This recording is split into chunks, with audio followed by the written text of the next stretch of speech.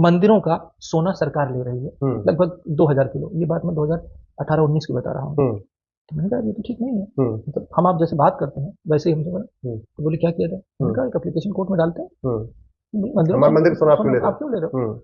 तो हमने एप्लीकेशन डाली और ये मेरी पहली पिटीशन थी 2019 में टेम्पल से रिलेटेड, जिससे मुझे बहुत कुछ सीखने को मिला जो आगे है। और शायद उसी पिटीशन का नतीजा है कि जो मैं इतना बोल पा रहा हूँ, आप मेरे साथ बैठे हुए हैं। वो तो हमने रुकवा लिया कि 2000 किलो सोना मंदिरों का सरकार नहीं ले पाई, वो मंदिरों के पास रहा। लेकिन सरकार का अपना एफिडेविट उसी केस में क्या कहता है, वो चौंक जाएंगे आप। उस एफिडेविट में सरकार कहती है कि जी इसमें कौन सी नई बात है, आज आप मेरे को 2000 किलो किलो कर रहे हो। 1977 से लेकर 2019 तक 15 तक के आंकड़े उसने बताए थे, हम 5 लाख किलो सोना तो ले चुके हैं। सरकार का एफिडेविट कह रहा है कि आप 2000 किलो हमें लेने से रोक रहे हो और हम 5 लाख किलो सोना आज तक केवल तमिलनाडु के मंदिरों से ले चुके हैं। जी बाप रे बाप। ये मैं नहीं कहता, मैं आपको दिखाता हूँ ना, ये हिंदू का आर्टिकल है, आप इसमें देख सकते हैं। 5 lakh KG of the gold सरकार ले चुकी है। एक राज्य तमिलनाडु, सिर्फ तमिलनाडु और तमिलनाडु के मंदिर, तमिलनाडु के मंदिर। ठीक, फिर मुझे ये सुन के तो फिर मुझे लगा कि ये तो मतलब सरप्राइज क्या रहा कि जब मैंने अब इसको स्टडी करना शुरू किया तो तमिलनाडु सरकार ने दूसरे केस में, वो एक केस फिर हमने और किया, उसमें उनका एफिडेविट था कि मंदिरों की व्यवस्था को लेकर के, तो बोले मंदिर तो चल नहीं रहे हैं। और उनका दूसरा एफिडेविट क्या कहता है कि तमिलनाडु में 11,999 मंदिरों में एक शाम पूजा नहीं होती, 12,000 मंदिरों में पूजा नहीं होती, एक बार होती है, एक बार होती है। ये कह रहे हैं उनके पास इंफ्रास्ट्रक्चर नहीं है। और उसी एफिडेविट में ये कह रहा है, सरकार कह रही है, मैं बोल ही नहीं रहा हूं, सब सरकार बोल रही है कि 37,000 मंदिरों में सुरक्षा, पूजा, सफाई, सारी व्यवस्था के लिए मंदिर में सिर्फ एक आदमी है, यानी पुजारी से लेकर चपरासी तक वो बेचारा एक आदमी। मतलब वही झाड़ू पोछा करेगा, वही पूजा करेगा, वही आरती करेगा, वही भोग लगाएगा, वही कथा सुनाएगा, वही सबका संस्कार भी कराएगा, एक व्यक्ति। जबकि सरकार उसी दौरान 5 लाख किलो सोना ले चुकी है। नहीं डॉक्टर साहब, मैं तो देखिए, हम तो चूंकि घर, मेरा सबसे बड़ा कंसर्न है जो कन्वर्जन हो रहा है और तमिलनाडु में बहुत बड़ी मात्रा में हो रहा है।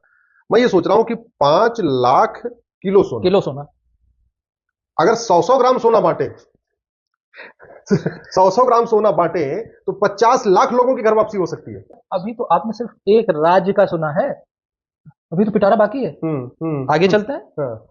तो जैसा सबको पता है कि भारत में मंदिर को छोड़ करके बाकी सारे रिलीजियस सेंटर हैं वो फ्री हैं, स्वतंत्र हैं। मंदिर आज भी गुलाम है, परतंत्र है। हिंदू धर्म का ये केंद्र माना जाए भारत को, वहां पर एक भी मंदिर आज ऐसा नहीं है जो सरकार के अनुदान से बना हो।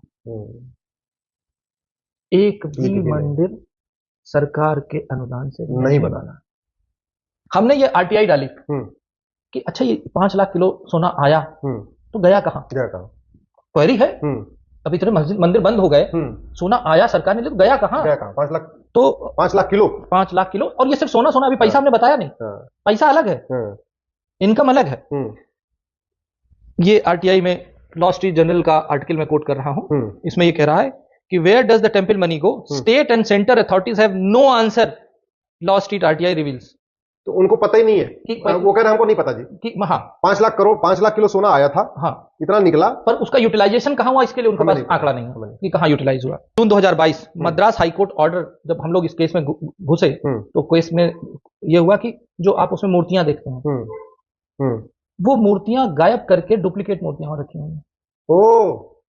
क्योंकि सोने से ज्यादा महंगी मूर्तियां हैं, सालों हजारों साल पुरानी मूर्तियां हैं, उसको गायब करके उसकी डुप्लीकेट रखी गई। जब ये मामला उठा गया तो 40,000 मंदिरों की फॉरेंसिक ऑडिट का ऑर्डर दिया है हाईकोर्ट ने 2022 में।